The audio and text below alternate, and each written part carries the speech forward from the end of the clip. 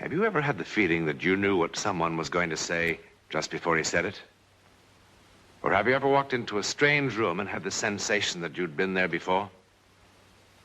Well, if you have, you've taken a small step beyond. Now watch a giant step.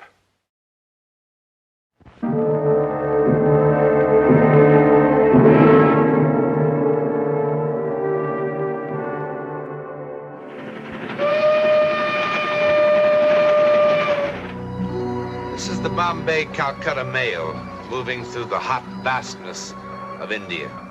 Still remote, mystical, mysterious, even in the jet age. India's teeming millions look upon life and death in ways that are difficult for us to truly understand. Like the young American couple in the next compartment. You know where I'd like to be? Where? Oh, my own swimming pool with a cold beer in my hand. Get the water for the salt tablet, dear. It is kind of ugly at that. Better have two. Yes, sir. No passports, no cholera shots, no customs. Are you really that sorry we came? Well, it does seem kind of silly. You know, we plan on this trip for 700 years until we go to someplace like Paris, London, or someplace sensible. No. My girl's got to see the Taj Mahal. Well, wasn't it beautiful? Sure, it's beautiful. I knew it was beautiful before we left. Makara sab. Oh, Makaro sab, Makaro. Make a hot guy who. Get out of here. This is our compartment. Get out of here! Len, the poor man must be lost. I told you to get out! What are you getting so excited about? Makara sab. Makara. Go on, get out of here! Len, you're frightening him. He doesn't understand you. Get out! Len, stop it! Some trouble? Oh, kya hai? Hamara paila din hai train mein. Do gaadi baat. Get him out of here. Len. Get him out! I must plead for your indulgence. He is an ignorant villager. His first time on a train, he became confused. So many of our people have never traveled on trains before. It is difficult for them to understand about the different classes. Well, that's a fine way to act. Getting all excited over nothing, and in this heat. Don't let that conductor fool you. The old man wasn't confused. He knew exactly what he was doing. What? Well, didn't you see it? See what? His face. You ever see such a murderous expression in your life? Murderous, that sweet old man. Sweet old man! Well, if we'd been asleep, that sweet old man would have cut our throats for the baggage. You're some judge of character, you are. I think you better take a couple of nerve pills, too. Don't act like I'm goofy. I saw the look on his face. I saw the look on your face. Betty, will you knock it off? I'm sorry. Well, maybe it is the heat. You better give me those pills. What are we supposed to use for water?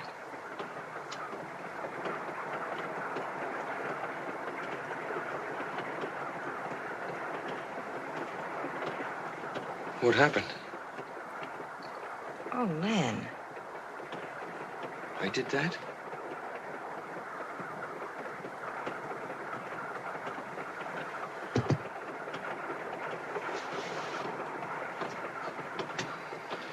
Len, for the porter, he'll get us some more water.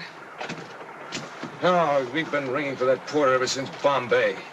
I'll get it. Len? Hey, are you all right? Yes. Yes, I'm all right.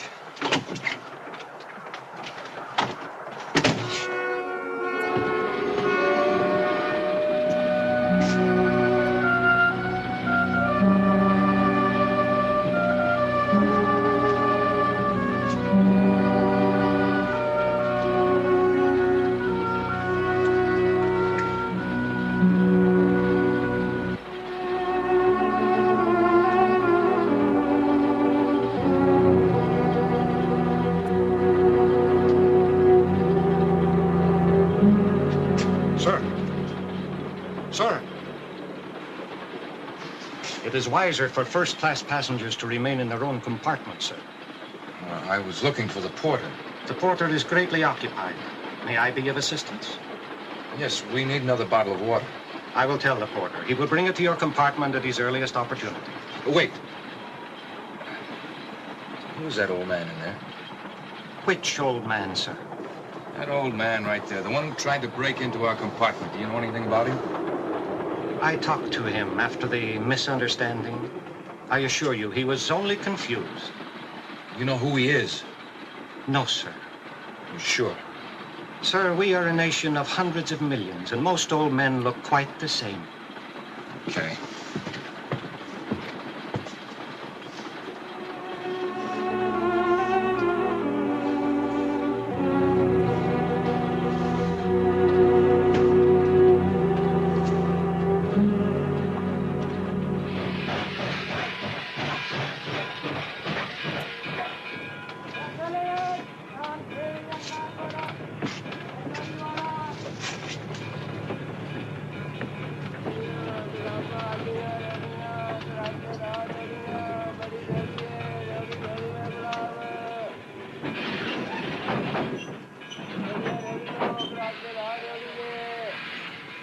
What are you staring at?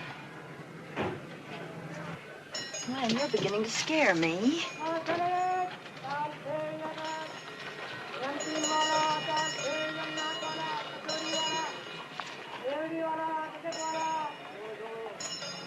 Stop staring at him like that. What's gotten into you?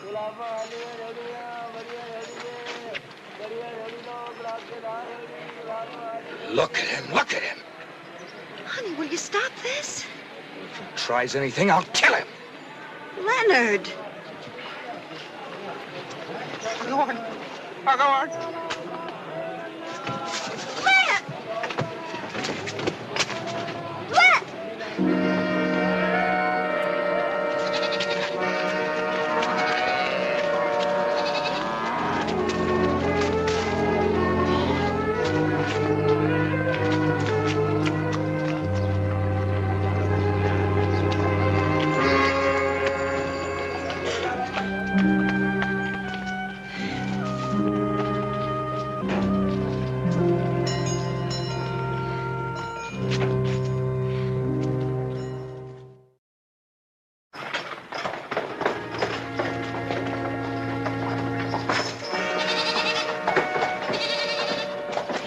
See a man come by here. I'm looking for my husband.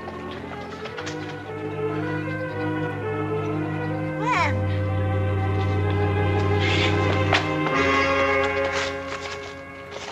Oh, darling.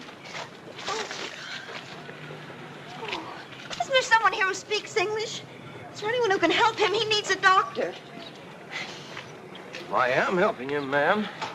I'm not exactly a doctor. I'm afraid you'll have to settle for a medical missionary. I sent word to have my Jeep brought over. We'll take him to the mission. It's nothing serious. Heat prostration. Are you sure? Oh, I think so. Yes, his pulse is better already. Are you the gentleman's lady? Yes. I am Constable Gaisin. The people say he ran through the streets like one demented until he collapsed from the heat. And not even to wear a hat at such an hour. What help can I be, Mr. Graham? Oh, he's quite all right.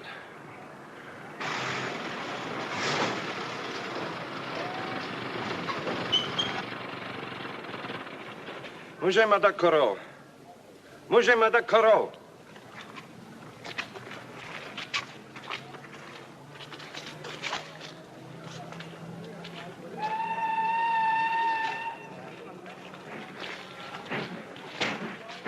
Madam, we have no tourist attractions in our village. Why then are you here? What? As the constable, madam, there is certain information I must have. My husband left the train unexpectedly. But why? I don't know why. You're gonna be all right, dear. I've got to find it. I've got to find it. Find who, madam? No, it's nothing. It's the heat. It's made him delirious or something. Find who? I don't know who. There was an old man on the train. My husband took a dislike to him. But why? Well, he thought he was trying to steal something. And how does this concern our village? The old man got off here. My husband followed him. What did the old man look like? Well, now, what difference does it make? Madam, if we have a thief in our village... I didn't say he was a thief. But you said your husband... My husband isn't feeling well. What did the old man look like, madam? He was an old man, that's all. He was carrying a rooster. He had a terrible scar. Like so?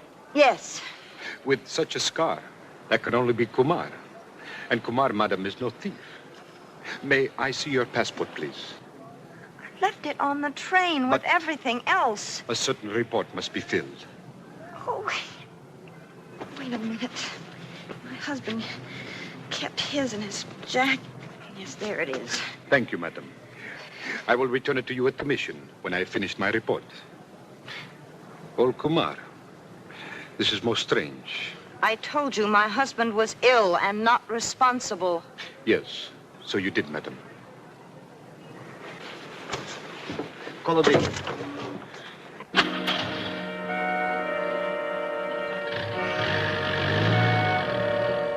Now look a bit over towards your wife. Whoop, too much. You've got the arteries of a boy of 20. Yeah, brains of a 3-year-old. Boy, I feel like a jackass. What was his name, anyway? Come on, Len, now forget it. His name's Kumar. I must have scared him half to death. No. Kumar doesn't scare so easy. Oh, I wish I knew what was the matter with me, anyway. What my wife will tell you. I don't think there's a single person that I really dislike. And here we are, thousands of miles from home, and I see an old man with a rooster just standing there in the doorway to our compartment. You'd think I'd seen Adolf Hitler or something. Boy, it was an awful feeling. There was fear, and there was hate, and there was... I had the craziest feeling that if I didn't kill him, he was going to kill me. Len! Mr. Barrett, you're just going to have to try to relax. I won't even tell you how high your blood pressure is. You see? What is this? How can a thing like this happen anyway? Who knows? Perhaps it's the reverse of love at first sight. People accept that readily enough. Gives me the willies. Well, you're going to live. That's for sure. Now, this part of India is awfully hot this time of the year. Or maybe you picked up one of our infamous bugs. I don't know. Do I intrude? Oh, no, come in. Your passport, Mr. Barrett. Oh, this is Constable Guy Singh. He's the one who found you and sent for me. Oh, thank you very much. Your health has improved, I'm happy to observe. Yes, I seem to be feeling a little better now. Physically, anyway. Then, embarking on a train tonight will prove no hardship. Tonight? That's pretty quick. You really should rest for a few days. Besides, the only train tonight's the Calcutta Express. That doesn't even stop here. Tonight it will stop here, in honor of Mr. and Mrs. Barrett of Westport, Connecticut. 12 minutes after the hour of 10. It's a very fine train. Oh, yes, but if Mr. Graham thinks that he should rest for a few days... The arrangements have been made, madam. Look, if it's all the same to you, I just as soon follow Mr. Graham's advice. I do seem pretty tired. 12 minutes after the hour of 10, Mr. Barrett.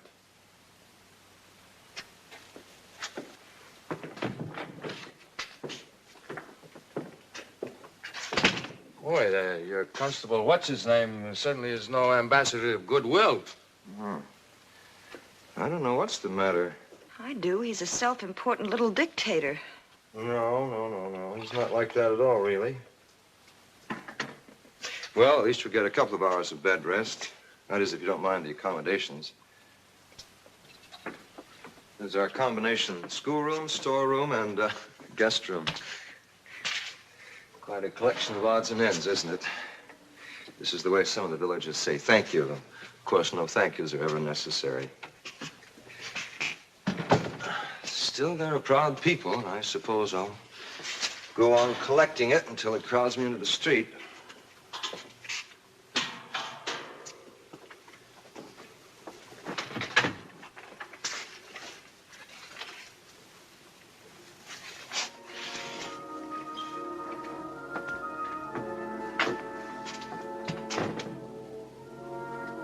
I wonder what happened to her. It was slashed with a knife, and the clay was still wet. How do you know? Does look like knife marks. Never thought of that. She's charming. You know, that's really very, very good, what's left of it. What does that word down there mean? Oh, purely. Beloved. Yes. Well, I think you better lie down now, Mr. Barrett. Your wife will bring you dinner. Of course, I should warn you that our food here is what is charitably called simple but nourishing.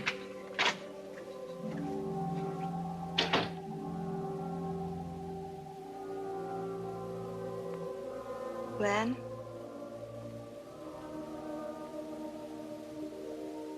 Len?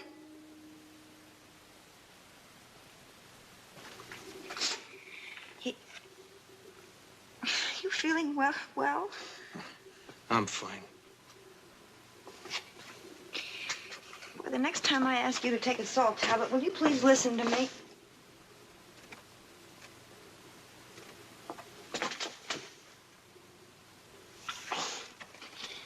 I'm sorry, honey. I'm all right now. I'm all right. Okay.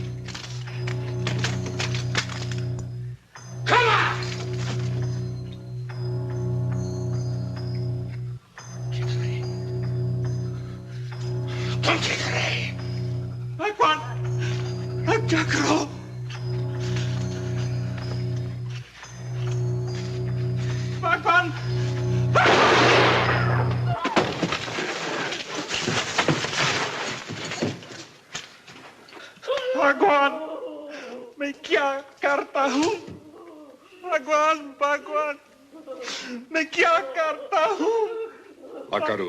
भगवान ओ भगवान क्या करता हूँ भगवान Len! Oh! Oh, there's no time for this, Mrs. Barrett. Help me with him quickly.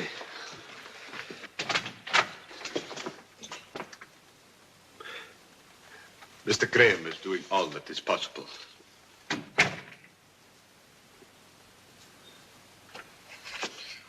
Why?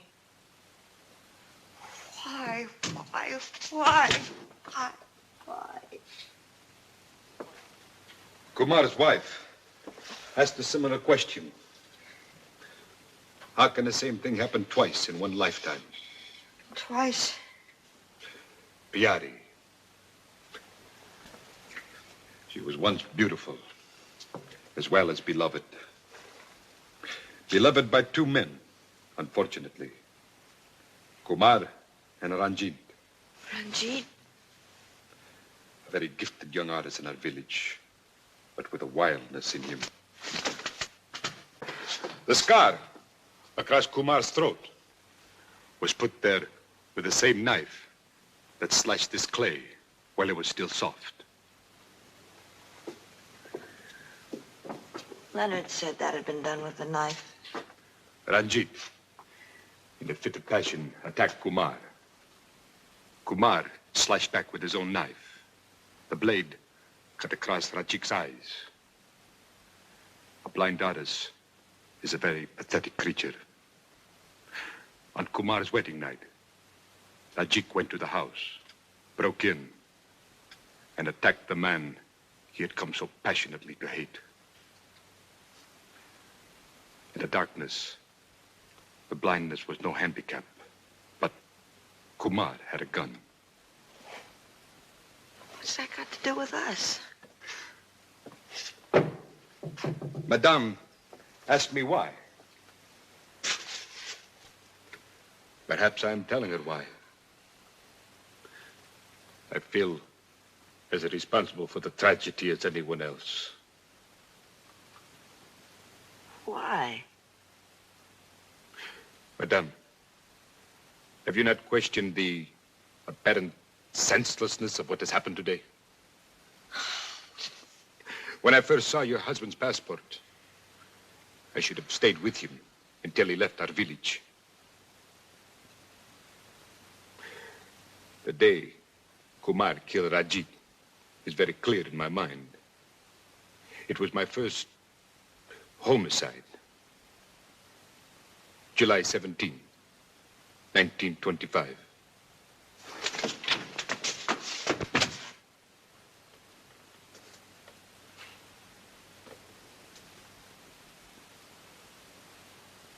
Go to him, Mrs. Barrett. Now.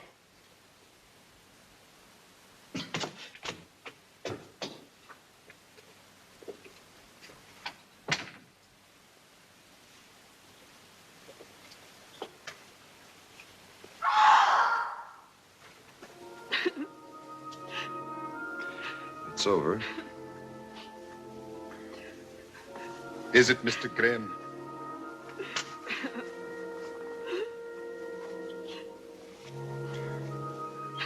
Look at the date of birth of Mr. Barrett's passport and tell me if you think it is ever over.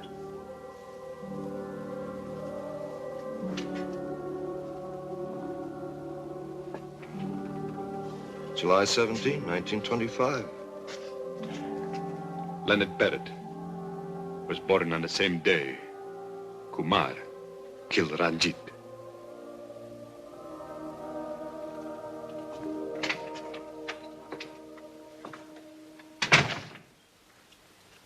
The last breath of one human being becomes the first breath of another. There are hundreds of millions of people that believe that. And if, as in this particular instance, the seeds of vengeance and hate survived, then it follows that all that is good in the human spirit also survives. Now, for the millions who reject this concept, well, there are words like fate, coincidence, destiny, all very useful words when trying to explain the world of the unknown.